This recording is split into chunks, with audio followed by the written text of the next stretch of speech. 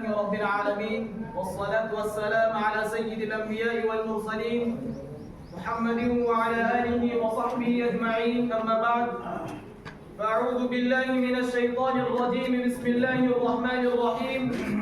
ومن أظلم ممن منع مساجد الله أن يذكر فيها اسمه وسعى في خرابها. صدق الله العظيم. محترم سامعین، آج کے جلسے میں میرے تقریر کا عنوان ہے عصر حاضر اور اس کے تقاضے. محترم سامعین، ایک ایسا ہماگیر عنوان ہے جس کے تحت ایک دن کی کہانی، ایک ہفتے کی داستان اور ایک سال کا افسانہ اور ایک صدی کا نشیب و فراز ہر ایک اس میں سما جاتا ہے. اس لیے آئیے میں حضرات کو گزشتہ 6 دسمبر 1992 کی فرقہ پرستی کا آئینہ دکھلاتا چلوں کہ بابر کی نشانی، عدل و مساوات کی کہانی، قومیت جہیدی کی بارگاہ سلطانی، بابری مسجد کی شہادت. بابری مسجد کی شہادت کسی ایک عبادت گاہ کی شہادت ہی نہیں بلکہ پوری ملت کی شہادت ہے. کسی ایک شعار کی بربادی نہیں بلکہ سارے شاعر اسلام کی بربادی ہے.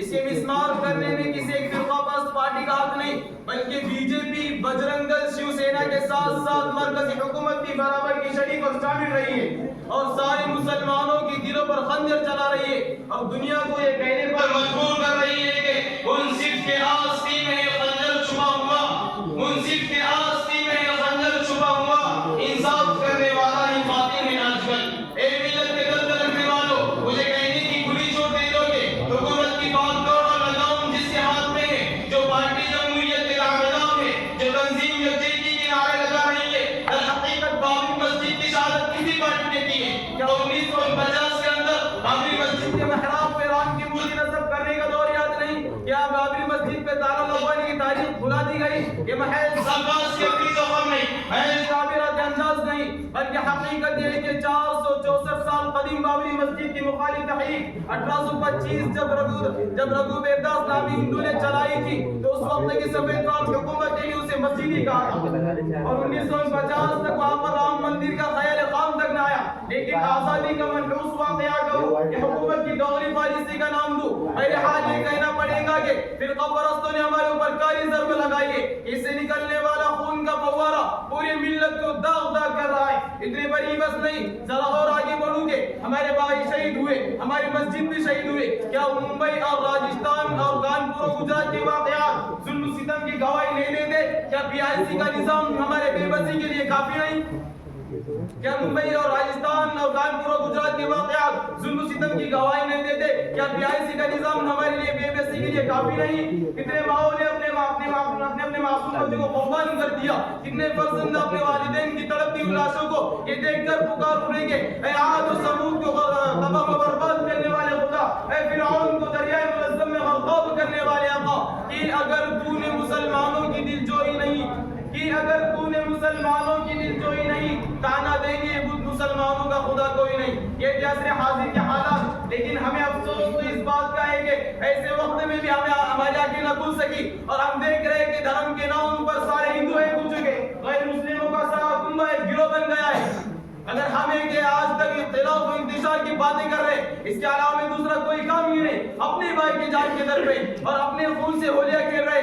آخر کس وقت کا ہمیں انتظار ہے؟ کیا سلطان نور الدین زنگی اور صلاح الدین ایوبی کی تاریخ ہمارے لیے کافی نہیں؟ اے وقت کے جاباز مجاہدو، تم کس کے سارے چین کی نیند سو رہے ہو؟ کیا حکومت پاکستان ہماری مفاد کی باتیں کر رہے ہیں؟ کیا بنگلہ دیش کی سرکار جذبہ قومیت میں ہمارے لیے کچھ کرنے کو تیار ہے؟ کیا دیگر ممالک اسلامیہ ہماری سوائے پہ توجہ لے رہی ہے؟ نہیں، ہرگز نہیں. اگر ہمیں اس دھرتی پہ جینے کی تمنا ہے، اگر ہمیں اپنے دین کا فاصل لحاظ ہے، اگر ہمیں اپنے عزت و عصمت عزیز ہے تو اپنے دین کے لیے، اپنے تحفظ کے لیے، دین کی صیانت کے لیے، اسلامی تہذیب کے اشاعت کے لیے اپنا تحفظ خود کرنا پڑے گا. اے وقت کے غیور نوجوانوں، کیا بابری مسجد کی شہادت ہم سے اس قربانی کو مطالبہ نہیں کر رہی ہے؟ کیا فضائے سوگوار کے ہم سے مانگ نہیں کیا؟